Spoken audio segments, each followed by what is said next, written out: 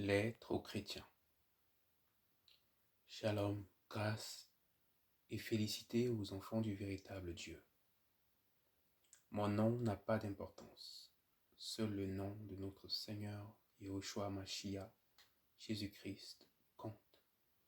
C'est le nom au-dessus de tout nom. J'écris cette lettre pour vous faire part de ce que j'ai vu et entendu. C'est la direction que j'ai reçue de notre Dieu. Par la grâce du Seigneur, j'ai eu la connaissance d'une infime partie de ce qui va se passer lors du jugement dernier. Tous ceux qui n'ont pas été appelés à être apôtres, prophètes, pasteurs, évangélistes ou docteurs, et qui se sont hissés à ce rang à cause de la cupidité et la convoitise de leur propre cœur, seront jugés comme âme qui a piétiné l'œuvre de la croix. Homme qui a eu la responsabilité d'un apôtre, prophète, pasteur, évangéliste ou docteur. Le Seigneur nous a donné une précision à ce sujet sous l'évangile de Matthieu, chapitre 19, verset 12. Car il y a des eunuques qui le sont dès le ventre de leur mère, il y en a qui le sont devenus par les hommes, et il y en a qui sont rendus tels eux-mêmes à cause du royaume des cieux. Que celui qui peut comprendre, comprenne. Ceci est mon témoignage. Le samedi 08-01-2022, au réveil, alors que j'étais éveillé dans mon lit, une série de 3 songes s'est enchaînée. C'était plutôt étrange pour moi car ce fut la première fois que je vivais une telle expérience. J'étais éveillé et en prière dans mon cœur quand le sommeil m'emporta soudainement dans un songe. Je me réveillais 2 minutes plus tard pour repartir encore 5 autres minutes. Lors du 3e songe, je fus ravi dans la dimension surnaturelle, appelée monde spirituel. Les ténèbres couvrent présentement la terre. Romains chapitre 13, verset 12. Il y a ici-bas une grande guerre entre les enfants de la lumière et les ténèbres. Plus la lumière se réduit, plus les ténèbres prennent l'avantage. Pour tout vous dire, on a l'impression qu'il y a beaucoup de véritables chrétiens, mais en réalité, il y en a très peu qui se tiennent à la brèche et combattent. 1 Timothée chapitre 6, verset 12. J'entendis une louange au Saint-Esprit qui occupait l'atmosphère et couvrait les sons du chant de bataille. Je me concentrais sur la mélodie et je sentais que je commençais à décoller du sol en esprit. J'avais l'impression d'être allongé sur le dos d'un grand oiseau qui montait encore et encore, accompagné de cette louange. Je ressentais toutes les sensations physiques bien qu'endormies de cette montée. Une fois passé le premier ciel, Genèse chapitre 2, verset 1, nous sommes entrés dans la clarté du jour. En ce lieu, il n'y a point de corruption. J'étais émerveillé par la netteté de ce monde. Les nuages, les arbres, les eaux qui courent chacune dans sa direction. Je fus donc déposé au sol. Je parcourais une ruelle tout joyeux de ce qui m'arrivait.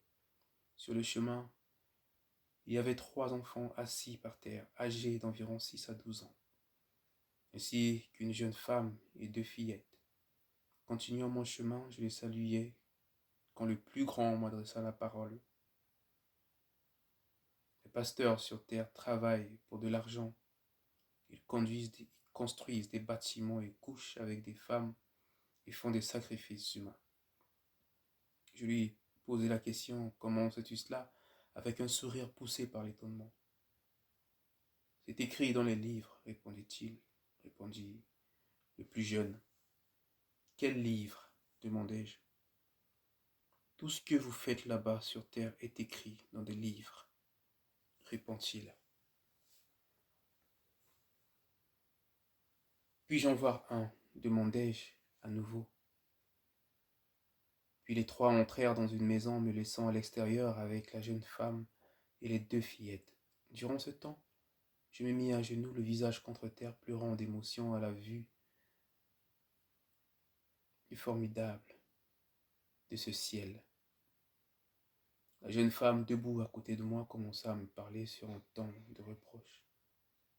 Quand vous êtes encore vivant sur terre, on vous dit d'écouter la parole de Dieu, d'obéir et de ne pas pécher.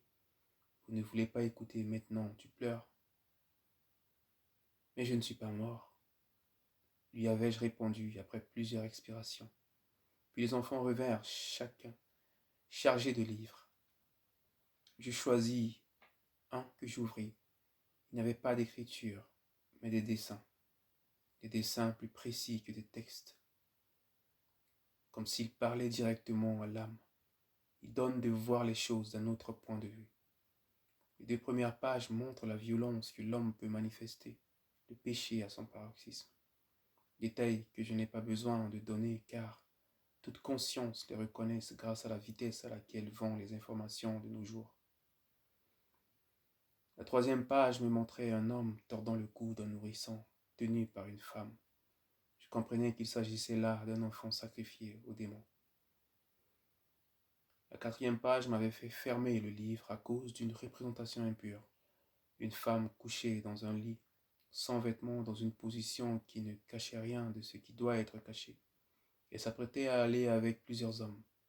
Là aussi la compréhension fut communiquée.